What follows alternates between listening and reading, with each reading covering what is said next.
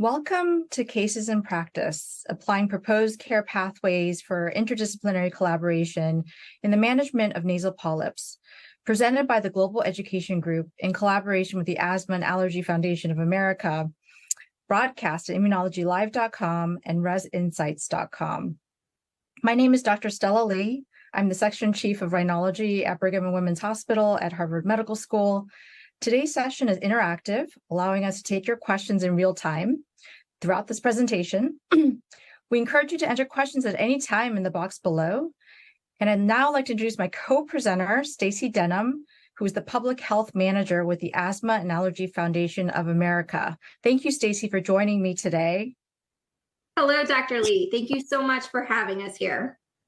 Great, let's get started. These are our disclosures.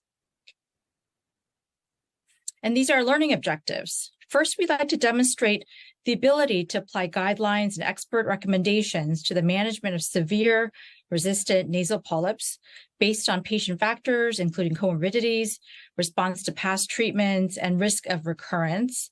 We'd like to discuss strategies for implementing interdisciplinary collaborative care between ENTs, allergists, and other members of the care team managing patients with nasal polyps and T2-driven comorbidities. And then finally, discuss a shared inflammatory pathophysiology of nasal polyps and common comorbidities. So this is a case-based presentation. Let's start with case study number 1. This is Ms. Miller, a patient of mine with uncontrolled nasal polyps. She's a 34-year-old teacher, and she states that her nasal polyps are out of control if she's not on oral steroids or antibiotics. She's had 2 sinus surgeries, has tried all the topical steroids without any benefit, has not been able to smell, and not been able to breathe through her nose for the past 2 decades. She has adult onset asthma, which is well controlled overall. She's on inhaled fluticasone propionate. She's had a history of C. diff colitis and pneumonia, and she does want to get pregnant in the next year. This is her nasal endoscopy, which shows that she has both polyposis and purulence, and this is the left side of her nose. So the nasal septum is on the left side of the screen. You can kind of see the maxillary sinus in the right side of the corner, or from 3 o'clock to about 5 o'clock. Her CT scan also shows really severe opacification and obstruction of all of her paranasal sinuses.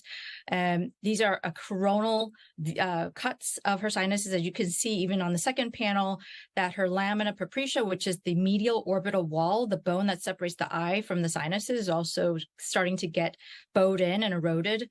And the last panel shows her sphenoid sinuses, which are in the middle of our heads, and it's showing thickened bone, showing the sequelae of chronic inflammation. So let's talk about some things that we thought about for her treatment. First of all, multidisciplinary collaboration is key. And for these patients with complex inflammation, with comorbid asthma, we are also thinking perhaps they might also have other T2-related disorders, such as allergic rhinitis. So we did have her see our allergy immunology colleagues. They did allergy testing, which was negative. In the past, she also interestingly had a history of aspirin desensitization, not a clear history of AERD, but she had a GI bleed. And so she did not want to even consider even like an aspirin challenge at this point. She had tried Xyluten, which is a 5-lipoxygenase inhibitor, a leukotriene inhibitor, and it was not helpful for her. Her immune deficiency evaluation was negative, and she had a significant low score on her smell test, which is the Scratch and Sniff University of Pennsylvania smell identification test, consistent with anosmia, which means the inability to smell. We often take cultures. We use with the endoscope, and we take small little swabs of the sinus outflow tracts, and we saw some Staph aureus, some alpha hemolytic strep, and occasional E. coli.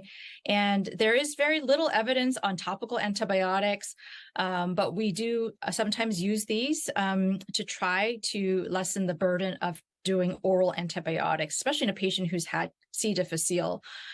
Topical steroids are mainstay for treatment of patients with CRS with nasal polyps, and we have tried her on budesonide irrigations, and the drainage and the pus had improved, but she still had symptoms, and she really was not happy. She still had inflammation on nasal endoscopy. So I'd like to know what everyone thinks about what we should do next.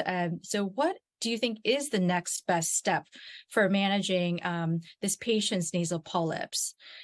A, would you try an oral steroid burst?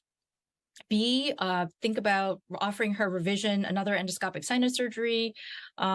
C, consider a biologic therapy. Or D, let's say continue to observe how she does and then decide later. So let's pause here and I'll let you think about it, and then we'll reconvene.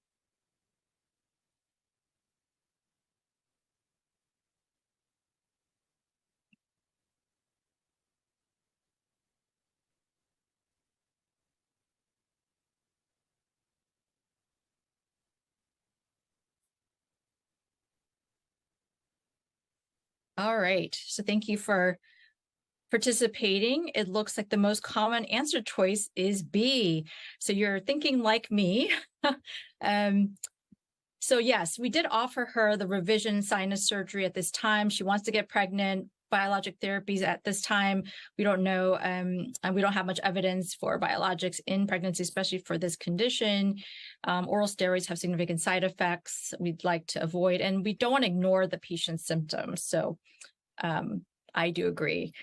So talking a little bit about what surgery entails, surgery has come a long way in the past several decades. We do endoscopic sinus surgery, especially for patients who we try multiple rounds of topical steroids and irrigations and allergy treatments. And if none of those work and patients really are not responsive and they're not having symptom relief, but also objectively their polyps are not going away, we do think about endoscopic sinus surgery. And the role is to not only remove polyps, but also actually allow for access to topical steroid delivery, because when patients have significant obstruction, it's difficult to get the medicines to where they need to go. So surgery is often recommended for patients who have objective evidence of inflammation on CT scan, as I showed you. When patients have at least a couple months of treatment with intranasal corticosteroids and they're still not better. If you've tried oral steroid therapy and they're still not better. And definitely when patients have significant impairment of their disease-specific quality of life. And one of the measures we use is something called a sinonasal outcome test 22. And so the higher the score, the more impaired the quality of life. And so there is a cutoff point of, let's say, of about 20 or so of a score. And I'll show you some examples as we get into our presentation further. And then following surgery, it's so critical. Surgery is not the end-all, be-all. If patients are not doing their intranasal corticosteroids and not doing the rinses, and oftentimes it's hard to adhere to some of these things on a twice daily basis, the polyps unfortunately do come back. So discussion and counseling about that is so important. And just some basics about sinus surgery. What we do is it's like a honeycomb in the sinuses, and the consistency of the bone is like an eggshell. So all those little tiny honeycomb cells are opened up meticulously, and basically you can see the before and after. Before it looks like there's a honeycomb, and then after you can see that all those little partitions, we call them, are carefully removed so that the obstruction is removed. But also, if you look on the right panel side of the screen, inside of our nose and our sinuses is lined by little microscopic cilia that are constantly cleaning, and it's called mucociliary clearance. It's part of the innate immune system that allows for particulates and viruses, bacteria and pollen, all those things that we are inhaling throughout the day, for the sinuses to actually surveil the environment, but also to make sure that the lining stays clean and healthy. And it's important to realize, however, and counsel patients that patients with polyps specifically do have a high rate of recurrence, especially if they are not adherent to their regimen. But even the patients who are the most adherent still have recurrence. So it's not anything that they're not doing, but the disease process itself. And it oftentimes is because we still don't understand the real heterogeneity within the disease process. Some patients are much more severe and some patients are not as severe, and we don't have a great biomarker yet. And I'll discuss that in a little bit. But this table is just showing you where you have the total amount of either polyp and edema burden or swelling of the sinuses. That pre-op, you have a pretty high burden. And it does look like there's a significant drop, but then there's a slow creep up of the polyps and edema, so that at 18 months, almost 60 to 70% have some return of their polyps. And we really do need to have better research, more understanding prospectively in longitudinal studies to understand the recurrence rate. There are some surgical strategies that have been proposed. I think it's important to be aware of just this language of what is a DRAF. And DRAF is a surgeon after which these techniques were named after. But basically, when you go from a DRAF 2A, which just means opening the frontal sinus, and this is about frontal sinus surgery, the sinuses that are in our forehead area, which are unfortunately the most difficult, technically challenging sinuses to address because they're close to the orbit and the brain. And the outflow tract can be quite small. So draft 2A just means opening up the frontal sinus. Draft 2B means actually removing the floor of the frontal sinus and part of the middle turbinate sometimes. And draft 3 is connecting both frontal sinuses. So that involves actually drilling between the two sinuses. And in general, patients tolerate this quite well. It sounds quite aggressive, but in general, patients specifically, even with AERD, for example, who have high rates of recurrence, we have shown that the studies have shown that long-term success is possible, because when you open up a cavity quite large in a way that topical medications can get to them, the medications can do what they are designed to do. So in general, surgery is an adjunct to medical therapy. That's so critical to understand, because surgery is not like an appendix that we take out. It's oftentimes for this kind of condition, it's one of the adjuncts to treatment of this condition. So oftentimes we do other things, such as the use of the topical nasal steroids, which is critical, high volume, low pressure, saline irrigations, allergies, and environmental management, patients who are around a lot of dust or fumes or chemicals of any kind. If you don't manage the environment, it's hard to also get these patients better. Other medications such as anti-leukotriene receptor antagonists or 5-lipoxygenase inhibitors can be helpful. And the question is, for patients of AERD, does aspirin desensitization make sense? Does a biologic therapy make sense, especially if you've tried everything and it's not working, or the patients are coming to you and they're requesting that treatment? There are many different ways we try to get the medications to where they need to go. So a low volume, you can see the list there. They range from drops to nebulizers to atomizers. High volume, low pressure, which is the saline rinses. And then now there are these implants that can be placed. There are bioabsorbable steroid-eluting implants that are placed in the office or in the operating room. And so our patient chose to undergo revision sinus surgery. She was treated postoperatively with topical steroids, and this is an off-label use of budesonide. Rhinologists commonly utilize this, so we do need better ways of applying medication. There is another option called EDS flu, or exhalation delivery system, that I'll go over in a little bit. And there's all these acrobatics that we ask patients to do, but as you can see here, it's so hard. You can see that hash line is where actually the medications deposit when you spray these medicines in the nose. A lot of it does not go to nowhere near even the frontal sinuses, where we have the most trouble with recurrence. This is a SNOT 22 example of after she underwent surgery. As you can see on the bottom score, her score is quite high, so in her 60s. And then after surgery, it slowly began to drop to 27 and then below 20, which is great. The other thing is the UPSIT score. So this is not prime time yet, but my philosophy on this is that, similar to hearing screening and vision screening, smell screening should be something that we should all be comfortable with, and actually that insurance should potentially cover, but that's another conversation altogether.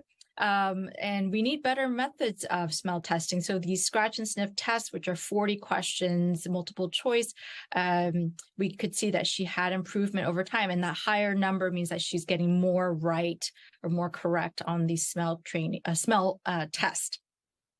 This is a new assessment of clinical control of CRS. So in our field, we're still trying to develop the language of what does it mean for us to have disease control.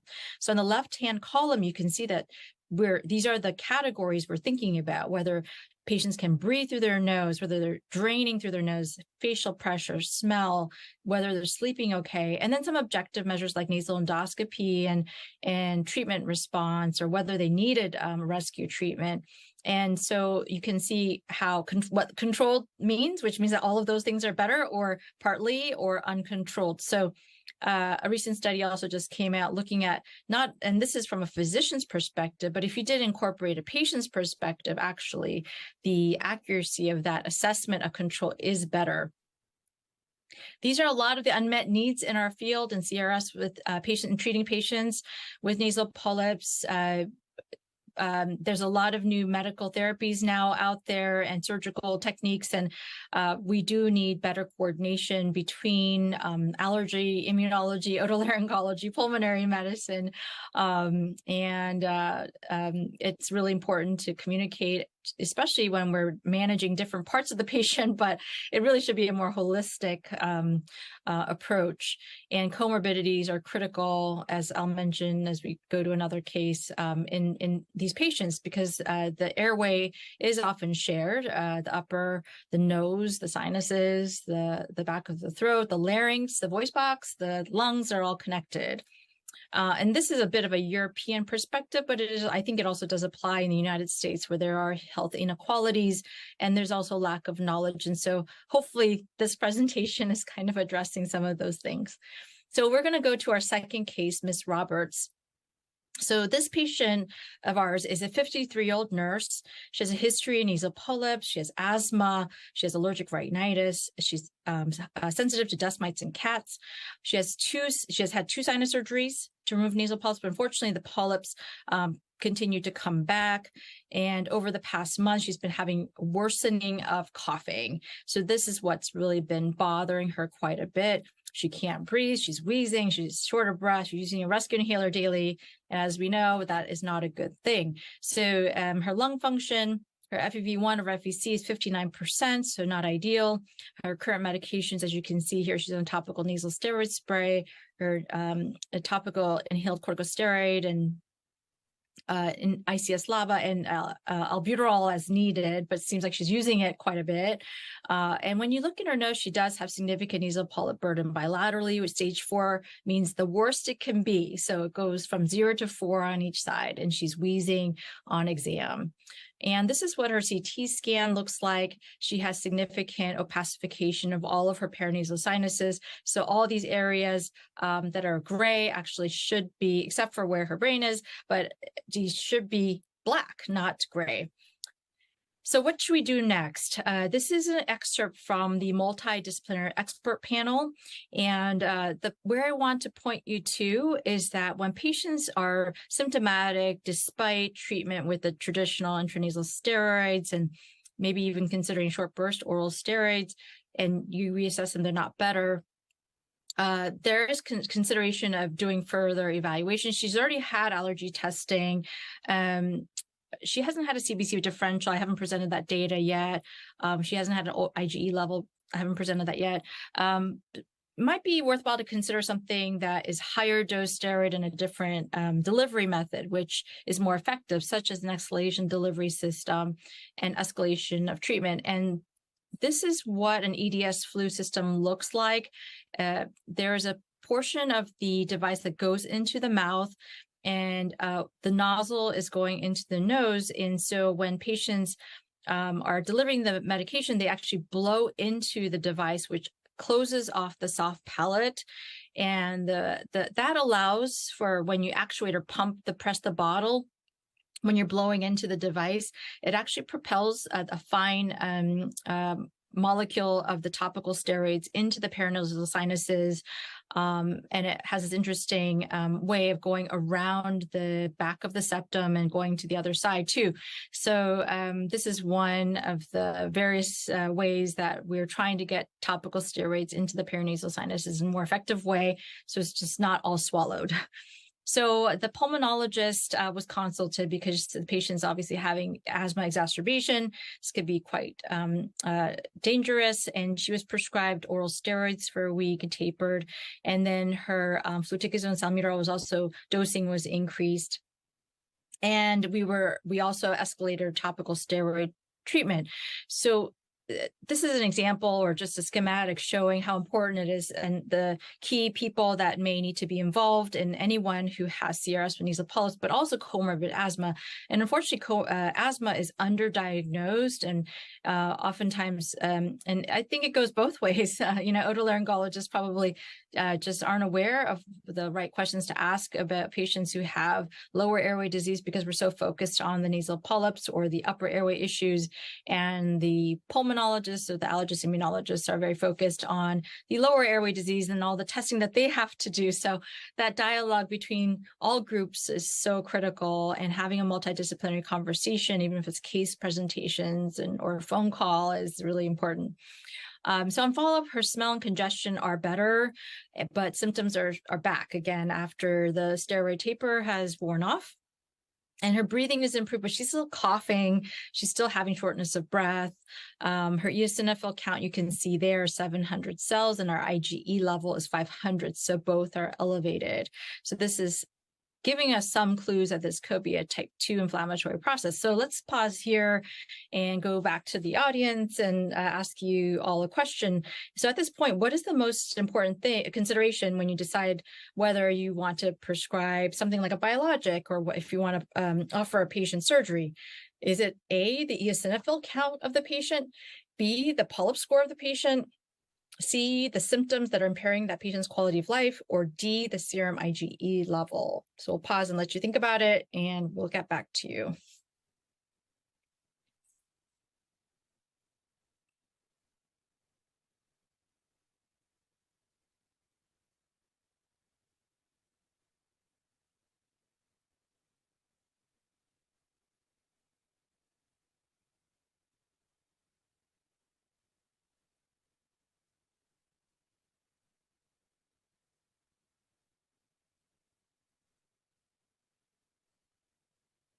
All right, the most common answer choices are A and D. That's really interesting. I think that is fair. That sometimes when you see lab values that are quite high, as I showed you, that perhaps that's pointing to a type 2 inflammatory process. The right answer for that I thought of was C. And the reason why is because in this condition, it is not only quality of life condition, but it is really her symptoms, the coughing, the wheezing, all those things are what's impairing her quality of life. So those are the most important considerations typically when we think about, should we do something, escalate treatment. Some patients can have quite high eosinophil counts or nasal polyp score and IgE level, and they feel just fine. They're like, I'm fine, I don't want anything done. So the symptoms are really key in trying to drive where we should go next. This is an NIH workshop that was conducted in 2020, and you can see here on top, when medical therapy fails, you do have to think about the comorbidities, really important, the asthma, whether they have AERD, whether the patient has allergic rhinitis, whether they have different elevation of the polyp score, but also eosinophilia or total IgE. But the key thing is, how are they doing? This patient has had surgery before. and they're still not better, or how are their symptoms? So that's really driving what we're doing as far as medical management. And if they're not better, then we're escalating again to maybe we really try to avoid oral steroids at all costs because they're so bad for and cause so many side effects. But can we do different ways of topical drug delivery? And then at that time, we're now thinking maybe revision surgery or biologic therapy. This is another continuation of that prior multidisciplinary expert panel in 2021, showing that if symptoms are persistent despite the treatments, then you can consider all of these things that you can see in the middle blue line, the biologics, the revision surgery, aspirin desensitization, especially for patients who have AERD. There are these steroid-eluting implants now that are available, and I would choose lastly the short oral burst of oral steroids, although that is probably the cheapest, more easily accessible. Some patients, however, don't want to try any of those things. They just want to go straight to a biologic therapy. And I know there's a lot of controversy over that. But if the patient has a contraindication to surgery, or they don't want to be on more oral steroids and they're dependent on it and they don't want to have surgery, another one, which is where shared decision-making comes into play, then a biologic therapy can be considered. The International Consensus in Allergy and Rhinology is a great document. It summarizes a lot of the evidence behind the reasons why, or the recommendations on what should be done potentially. But it's a consensus. There's a lot of practices that we do that are not based on strong scientific evidence. So you can see here that there are some recommended things that we talked about, the saline rinses, the topical steroids in many different forms, the aspirin desensitization, et cetera. And you can see in red is that in severe CRS with nasal polyps, and failure with appropriate medical therapy or even with surgery, biologic can be considered. The European Forum, as well as the European position paper on sinusitis, the EPOS euphoria criteria, you can see here. I think a lot of this is common sense, but it does help to have some cutoffs because otherwise everyone is confused. So on the left-hand side, you can see the criteria that were outlined in this consensus document.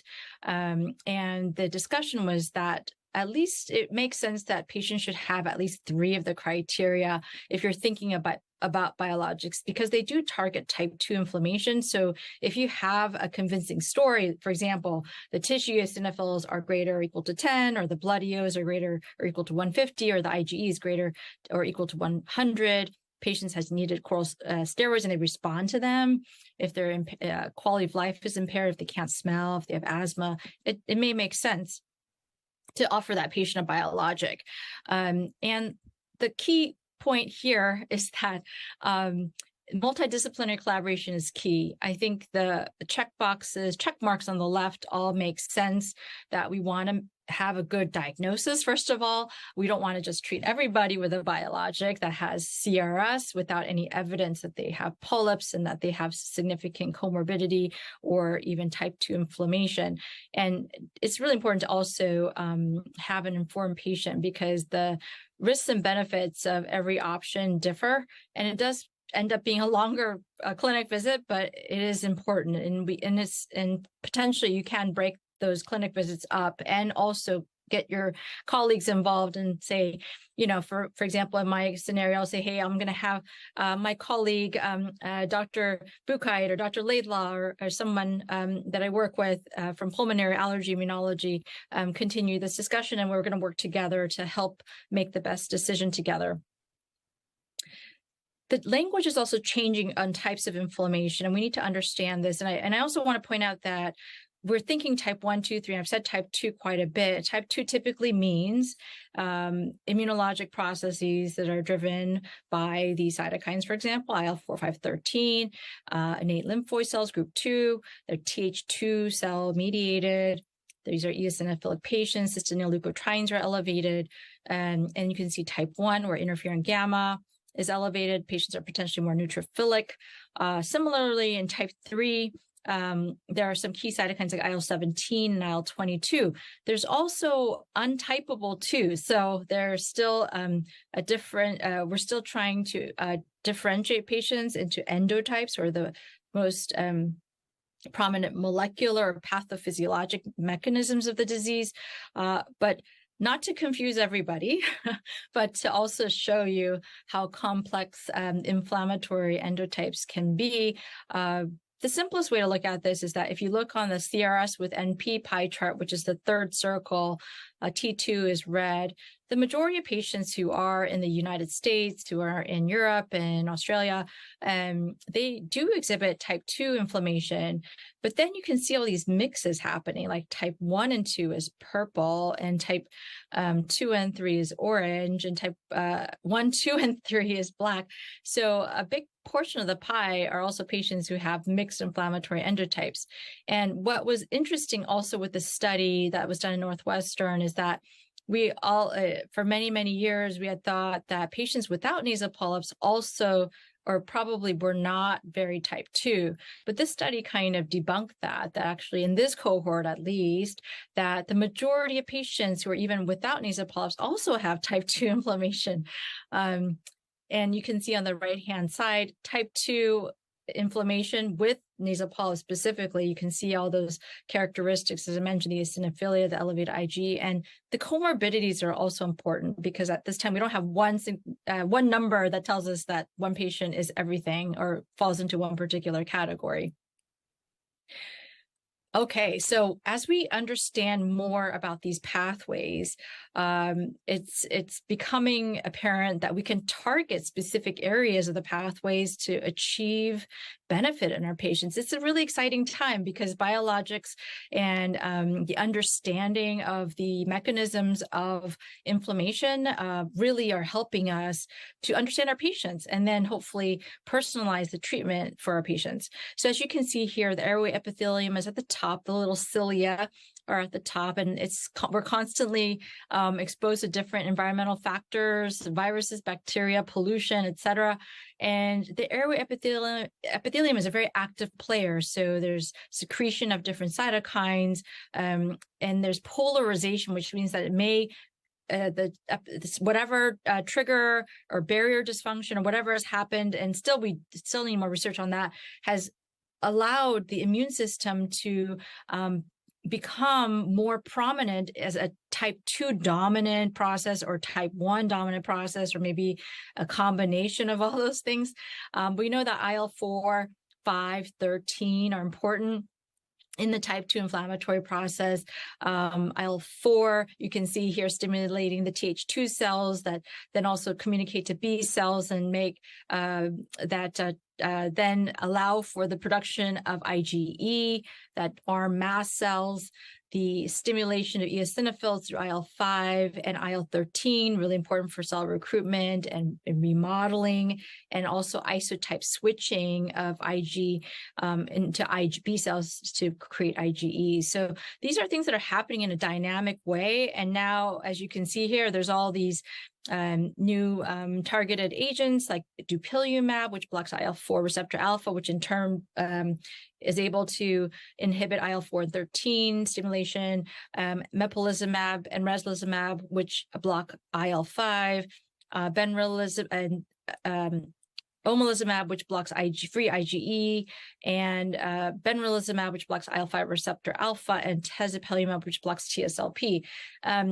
The only three that are approved right now for CRS with NP are dupilumab, omalizumab, and mepolizumab. The others, there's several studies that are very interesting, but still there needs to be more research. So I wanted to summarize the key clinical trial findings. So important to know what these are, because these were the pivotal trials that allowed for us to really get the evidence to say, hey, these medicines do work, but they're all different because they block different things, as I showed you. So dupilumab blocks IL-4 receptor alpha, and as you can see here, on the top hand line is the nasal polyps score, the charts on the top, and this slide attempts to put these side by side, but I know it's all very tempting for us to all try to do that.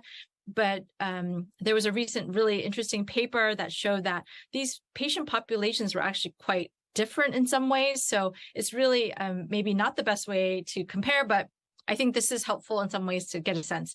So dupilumab is the Liberty nasal polyp sinus 24 and 52 studies. The omalizumab trial was the polyp 1 and polyp 2 studies, which were done in replicate. And the mepolizumab phase 3 trial was the synapse trial. And if you look at the nasal polyp burden, you need one objective finding and you want one subjective finding. So you want to track both outcomes. So the nasal polyp score for DUPI, about a 2-point compared to placebo. OMA is about a 1-point decrease, and synapse is they presented the data in a really interesting way. The nasal polyp score is on the top, and for MEPO is the orange, and the placebo is the blue. And some patients had a 1-point increase, some patients had a 2-point decrease, and some patients a 3-point decrease. So even within these patient populations that you think are pretty heterogeneous, actually, there's significant variance in response too. So that's another takeaway point. Nasal congestion score also significantly improved in all 3 trials, especially dupilumab, as well as omalizumab. And as you can see here with synapse too. And these 3 biologics are the ones that are approved for CRS with nasal polyps by the FDA. And you can see how the dosing is done. DUPI has to be given every 2 weeks subcutaneously. OMA based on IgE level and the weight of the patient. And then mepolizumab is given once a month. I'm going to summarize. I think this slide does a little better job of summarizing the biologic treatment. So if you look on the left-hand side, you can see the different biologics, and on the top, the different outcome measures, as well as some of the surrogate outcome measures. So green means really beneficial, among most beneficial. Red means potentially harmful. And then purple is among least beneficial or not clearly defined. So you can see here, the differences between the biologic therapies. This is a meta-analysis, so it's an indirect treatment comparison. This is not a direct head-to-head of the biologic therapies, but it was looking at all the trials and then trying to figure out the differences in each of the biologics and how they responded. I think the takeaway point here is that dupilumab, omalizumab, mepolizumab, those 3 did seem to be beneficial, and they all work in different ways, which is great because we have different options for patients. Aspirin desensitization, as I mentioned in a prior case study, unfortunately, aspirin, it does work quite well for certain things, but for example, it can have significant side effects like GI bleeds or intracranial bleeds.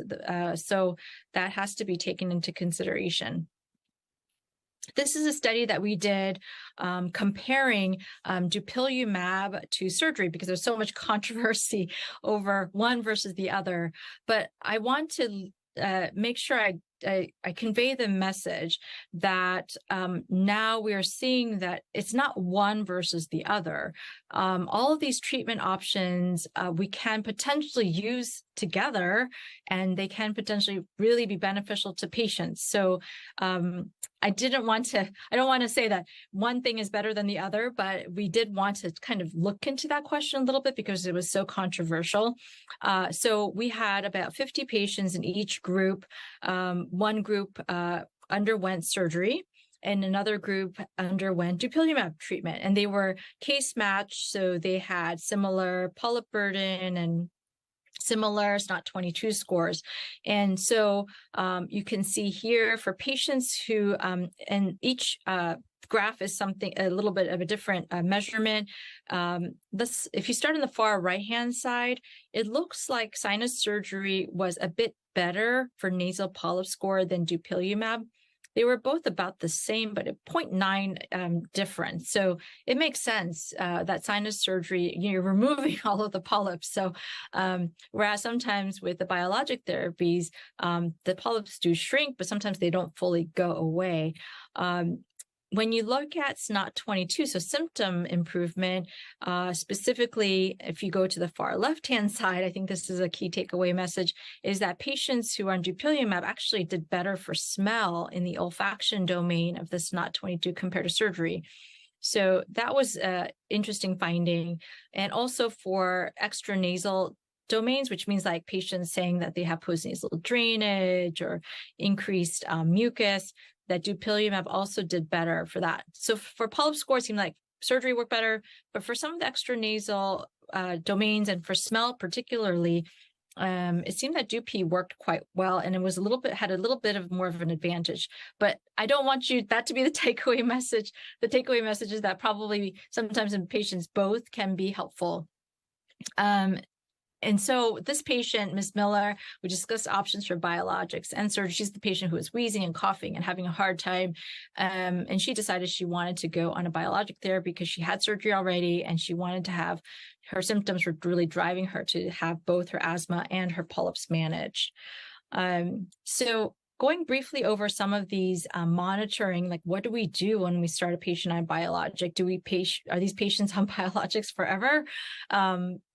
Many patients don't want to be dependent on medications forever. So the question right now that we're all asking is there any kind of way that we can think about the response and how we should proceed with patients? It has to be individualized, but at this time, it does not seem that if you discontinue the biologic, likely the polyps will come back. So it's not a cure for CRS with nasal polyps. This is a construct that was published in 2021 showing that perhaps after 6 months of treatment, it makes sense to reassess the patient and then use these particular outcome measures such as sense of smell, nasal congestion, the similar things that were looked at in the trials, nasal polyp score, the SNOT-22. I think in general, patients know, and they will tell you if something is not working for them or it is working for them. And it's not just these outcome measures, but also how it fits into their lifestyle and if they're going to be adherent to something or not. But in general, the point of this slide is that it's important to follow and monitor patients over time.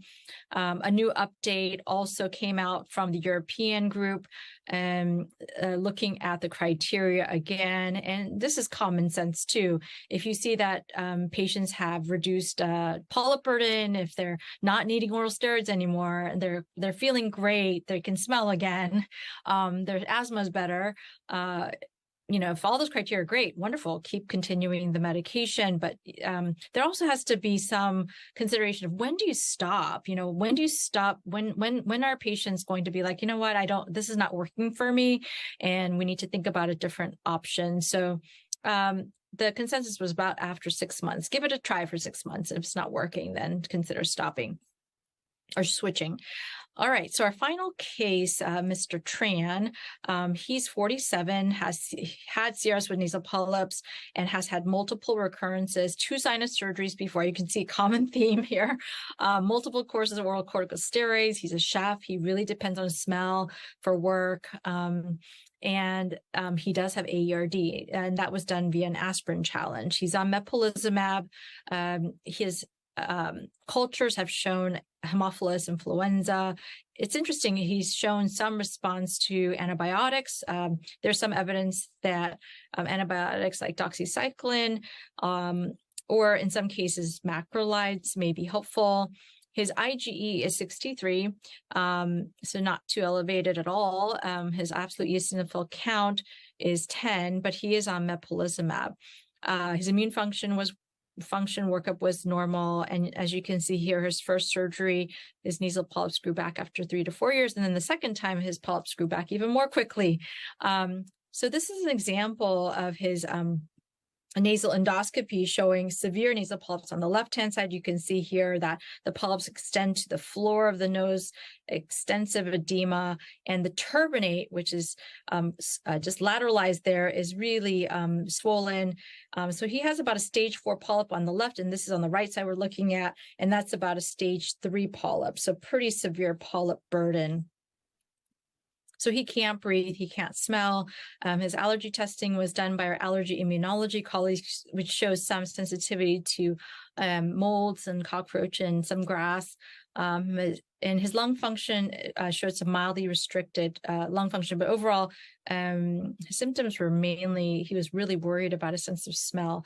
And this is an example of his CT scan, which shows significant opacification of all of his paranasal sinuses, coronal view showing his frontal sinuses are totally blocked, his ethmoid and maxillary sinuses completely opacified, as well as his sphenoid sinuses. So really severe burden overall. And this is despite his surgery. So I'd love to hear from all of you of the following: which would be the least useful measure to assess a nasal polyp outcome, especially for someone like this? A validated patient questionnaire like a SNOT-22, a histopathology looking at his immune cells, nasal polyp score, or cultures. I'll let you think about that. We'll pause here for a little bit.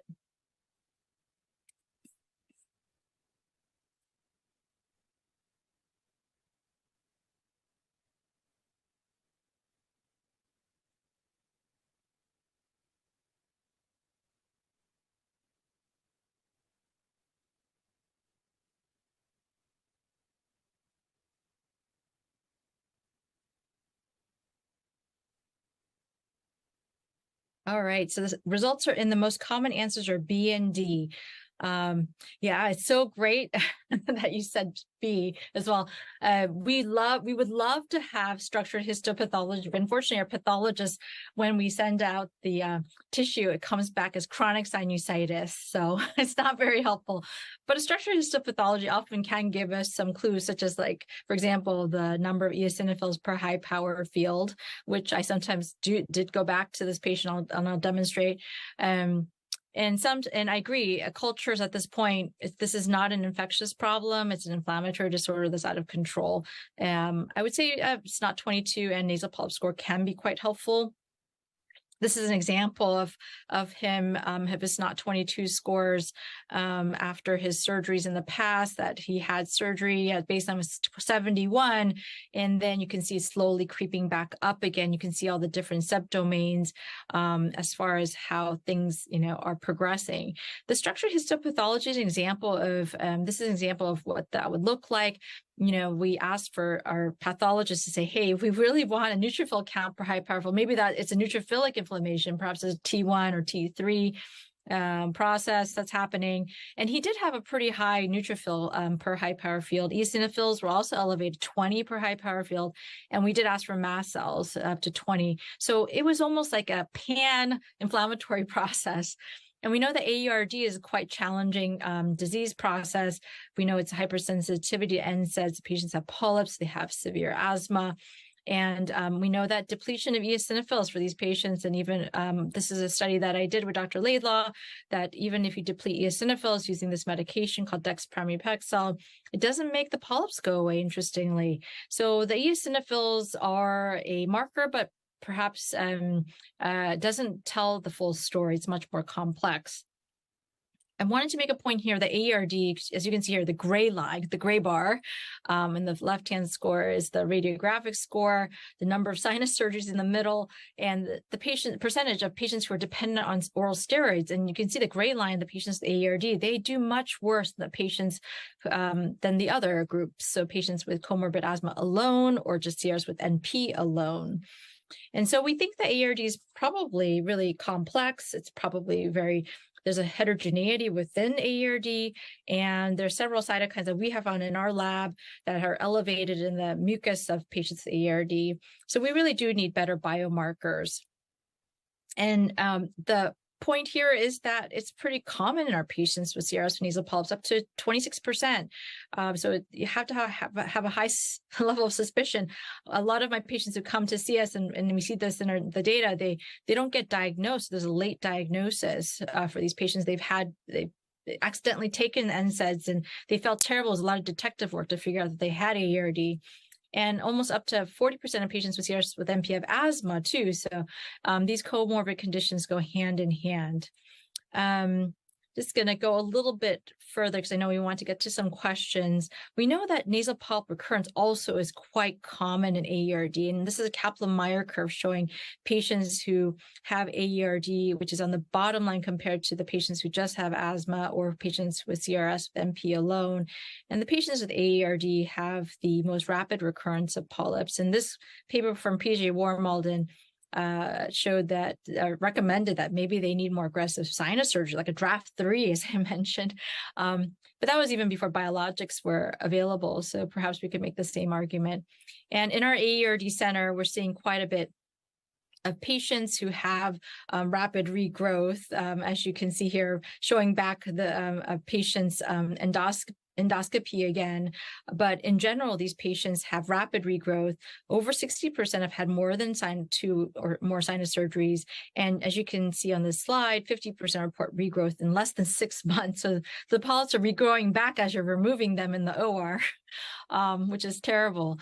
Desensitization can help, but many patients do not undergo desensitization. It is quite a difficult thing, and some patients are quite afraid of doing it because they have such a terrible response to that. This is a slide showing how complex potentially what all of these, when you do the blockade with these different biologic therapies, what impact is it having on the different types of cells? So as you can see here, the eosinophils, the basophils, mast cells, even the epithelium, and in asthma, the airway smooth muscle cells, the macrophage monocytes. So there is a interesting effect on different immune cells that are all playing a role in the inflammation. All right, so going now to his the decision making after deciding that his symptoms were quite severe and he wanted to smell again. We did decide to switch to dupilumab, and his nasal polyp score, as you can see, now you can see that the actual surgery that was done, and that's what a draft 3 site looks like on the top, on the right column, where you can see the 2 frontal sinuses actually do appear nice and patent. The mucosa looks healthy and clear. And as you can tell, with these large open cavities now, patients can rinse and do topical steroid therapy if necessary, because now the polyp burden has significantly improved. All right, so I'm going to now hand this off to Stacy to talk a little bit about the resources available. Absolutely. Thank you so much, Dr. Lee. This has been such an incredible presentation with an in-depth and candid look at nasal polyps. Thank you for sharing your expertise, and especially for those with a connection with asthma. So I just wanted to take a moment to share what the Asthma and Allergy Foundation of America offers as resources for not only your healthcare providers, but also for your patients too. So we have wonderful plethora of educational materials and tools for patients of all ages. Many are available in Spanish. And we also have an online store that you can browse free educational materials, asthma and allergies, and a lot on also nasal polyps and things like that as well. So take a look online there, print those out, give those to your patients. We also have a support center that you can steer patients or also healthcare providers too. It's open Monday through Friday throughout the whole week. You can call in and ask any questions you want about asthma, allergies, polyps, rhinosinusitis, all that good stuff. There are physicians that we do work with that answer those questions and provide services with that. We also have our online communities for your patients as well. They connect with asthma and allergies across the country. It gives them a little sense of community and talking with one another. And we also have a really great learning catalog that you can look through and read through items at home at your own pace. We even have continuing medical education for those looking for that on our website. And we also have really great resources for respiratory therapists and asthma educators alike as well. So we have a really great list of resources there. And I hope I gave you enough time to catch your breath, Dr. Lee, because we have some really wonderful questions that came in. We have a couple on biologics that I'm going to start with, and then one I saw pertaining to eosinophil levels. So first, I'm going to start with the biologics. So one, what is the role of allergy immunotherapy with chronic rhinosinusitis with nasal polyps? Yes, thank you. Back in the day, there was a lot of discussion, and there were thoughts that perhaps allergies may cause sinusitis. And we know it's much more complex than that, but we do know that allergies and asthma are comorbid to CRS with nasal polyps. So if the patient has a clear clinical history of itchy eyes, sneezing, sensitivity to particular triggers, then it does make sense to treat the comorbid allergic rhinitis in conjunction with treating the CRS with NP. Although they are both type 2 inflammatory conditions, it's really controversial, and one doesn't seem to of the other. Although there is one endotype of CRS with NP, it's called allergic fungal rhinosinusitis, where there's some thought that fungal hypersensitivity could be contributing to the inflammatory polyposis that's seen. The other condition that all of you should be aware of is called central compartment atopic disease, or CCAD. It's when patients who have mainly polyps in the middle compartment of their nose, when you look in their nose, their middle turbinate looks like polyps or polypoid, and there's polyps along the septum. And there's some thinking that this is a completely different disease process too, or different endotype, and that IgE may be playing an important role in these patients. So I know I made the topic a little bit more complex, but allergen immunotherapy in general is an amazing resource and treatment option for patients with allergic rhinitis, and can desensitize, can be disease modifying. So it can be helpful for the allergic rhinitis. Whether it does anything for the polyps, that's another question altogether. I think that was a brilliant response. So thank you very much. I know it hit home for a lot of those who are listening. And with that same vein of thought you just commented on, I'm going to go to the question of, do biologics for nasal polyps shrink existing polyps, or do they prevent polyp reoccurrence, or do they do both? Yeah, great question. So biologics, we know, definitely do shrink polyps. Whether they prevent polyps from coming back, that's another really interesting question, because if you did sinus surgery and put the patient on a biologic therapy, would you then, show that you could prevent them from growing back? I think those studies still need to be done. In my experience, we have had patients, for example, who had to have both biologic therapy as well as surgery, because perhaps they had a benign growth or tumor in their sinuses, but they also had nasal polyps too. So they were treated preoperatively with the biologic, which helped tremendously with how the surgery went, because as surgeons, we do not like to operate in inflamed and angry fields. We want to operate in a reasonably civilized fashion, so the outcomes will be better for patients and the healing will be better. And it seems that treatment with biologic therapy, beforehand does make the polyp burden much less. And then after the surgery, when the polyps are also removed, it seems that patients do quite well. We do need those studies, though, to follow patients over long term. Absolutely. Absolutely. I love how you painted that picture. Thank you for explaining that. And our last question has to do with eosinophils and their levels. EPOS Euphoria 2023 criteria uses a cutoff of 150 for eosinophilia, while another slide used a cutoff of 300. Which threshold is best to use? And is there a level where you would favor one biologic over the other? Yeah, great question. These are all very controversial things. I also wanted to point out that the EPOS Euphoria meetings and the consensus are really expert opinion. So these are not guidelines per se. And I was a part of some of the discussions in some of these publications, so I can give you kind of the honest answer of how we came up with these cutoffs. And we try to use our best evidence using the papers that have been published.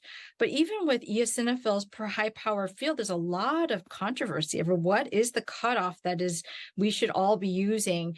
And as you can see, based on the discrepancies that I presented, there is a range of what people and what societies and what certain studies in different countries think is acceptable and what is not. So I probably have not given you a great answer of what a cutoff should be. I think in general, when you think about a patient, it's so important not to just look at an eosinophil cutoff. That can also vary so much based on the time point at which the blood work was done, what the patient was doing as far as medical therapy, whether there was an exacerbation. So I'm a bit I would say cautious about using cutoffs in general. I know we are all looking for those numbers, but it's important to look at the whole patient, not just the eosinophil counts, but also a trend of where they're going. The delta is probably more important than an actual cutoff at a one static time point. I hope that answers your question. Yes, I believe it does.